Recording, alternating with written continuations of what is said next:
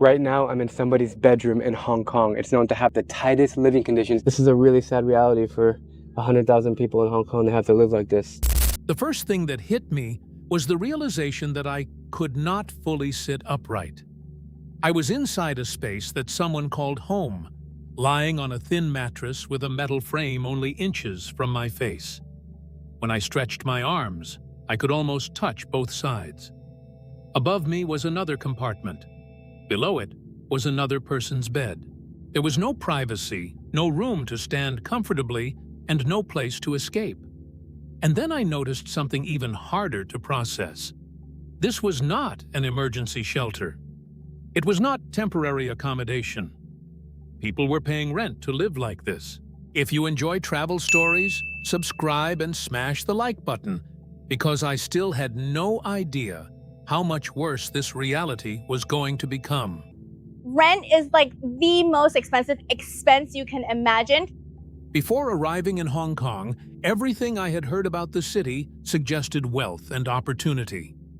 I knew Hong Kong had a housing problem, but knowing that from articles and statistics was completely different from standing inside a subdivided apartment and realizing that several people were living inside what had once been designed for one family. My trip changed direction when I started asking about the people who could not afford the kind of apartments visitors usually saw online. That was when I began hearing about coffin homes. At first, I assumed the name was exaggerated. I imagined very small studio apartments, uncomfortable but still recognizable as homes. I expected cramped rooms, maybe poor ventilation, maybe shared facilities. What I found was much more disturbing. The building looked ordinary from outside. People entered and left without attracting attention. There were no warning signs telling me that behind one apartment door, several unrelated people were living in spaces so small that their entire lives had been reduced to whatever could fit beside a mattress. Once I entered, the layout immediately stopped making sense. The apartment had been divided again and again. Thin partitions separated tiny sleeping spaces. Beds were stacked. Personal belongings were pushed into corners, hung from walls, or stored beneath mattresses. The original room had effectively disappeared. Instead of seeing one home, I saw a collection of small survival spaces. And that was when I reached the compartment where I could barely sit upright. The strongest shock was not simply its size. It was the fact that the person living there had tried to make it feel normal. There were personal belongings beside the mattress. Small items had been carefully arranged. The limited space had been organized because there was no alternative. Everything important had to exist within arm's reach. I remember looking around and realizing that if I lived there, almost every part of my day would happen in the same position. There was nowhere else to go without stepping into someone else's already limited space. But as shocking as that compartment was, it was only the first layer. The next discovery came when I began paying attention to how the entire apartment functioned. Several people shared facilities that were already inadequate for one household. The kitchen area was extremely limited. The bathroom was shared. Privacy was almost non-existent. And then I understood why calling these spaces apartments could be misleading. This was not simply about living in a small home. It was about multiple lives being compressed into a structure that had been repeatedly divided to extract as much rental income as possible from every available corner. The more I looked around, the more questions I had. How did people sleep when others were moving around? What happened when someone got sick? Where did they keep important documents? How could anyone relax? What happened when there was an argument? The answers were not dramatic. That was what made them worse. People adapted. They waited for the bathroom. They learned when others were usually awake. They kept their belongings close. They avoided taking up unnecessary space. They created routines around the limitations. And slowly, I realized that what had shocked me as a visitor had become ordinary for the people who lived there. Some people had already spent so long living this way that they had stopped describing the conditions as unusual. The apartment was simply where they lived. And then I discovered another contradiction.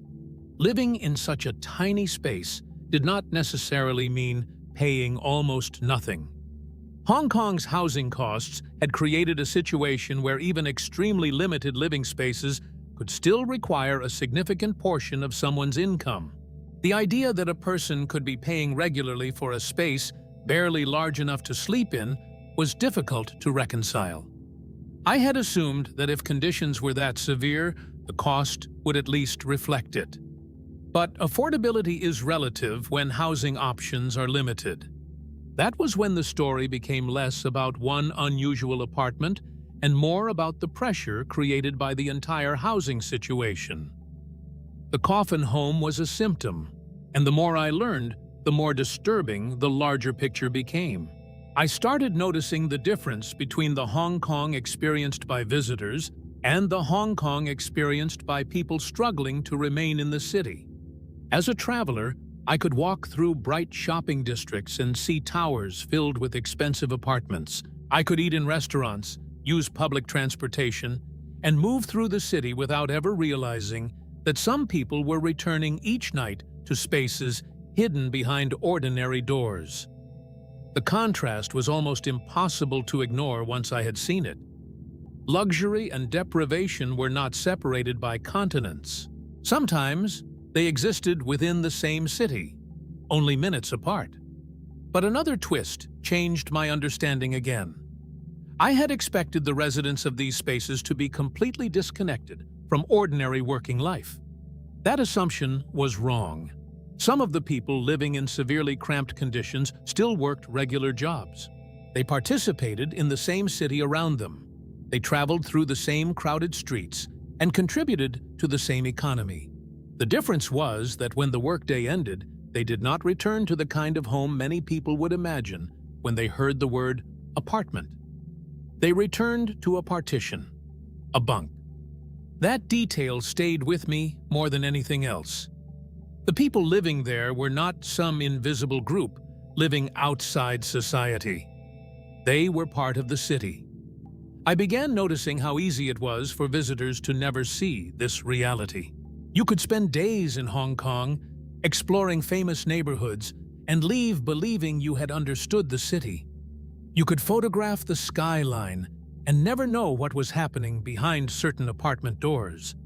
The deeper issue was what happens when housing becomes so expensive that people begin accepting conditions they would once have considered impossible. Space becomes negotiable. Privacy becomes negotiable. Comfort becomes negotiable. Even basic dignity can slowly become something people are forced to compromise on. A coffin home might look impossible from the outside, but once I understood the pressures surrounding it, leaving was not always as simple as packing a bag and finding somewhere better. For many residents, the problem was not that they didn't know they deserved more space. The problem was finding a realistic path to get it. When I finally left that apartment, I felt relieved simply to stand in an open hallway. That reaction embarrassed me. For me, the experience had lasted a short time. I could walk away, return to my accommodation, and eventually leave Hong Kong. The people who lived inside those compartments did not get to treat the experience as a disturbing travel story. For them, the door closed again every night. And I still think about one question.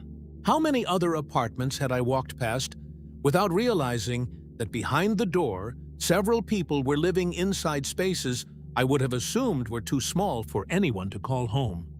If you were living in Hong Kong and faced the choice between a coffin-sized space near your life and work or leaving everything behind for somewhere more affordable, what would you do?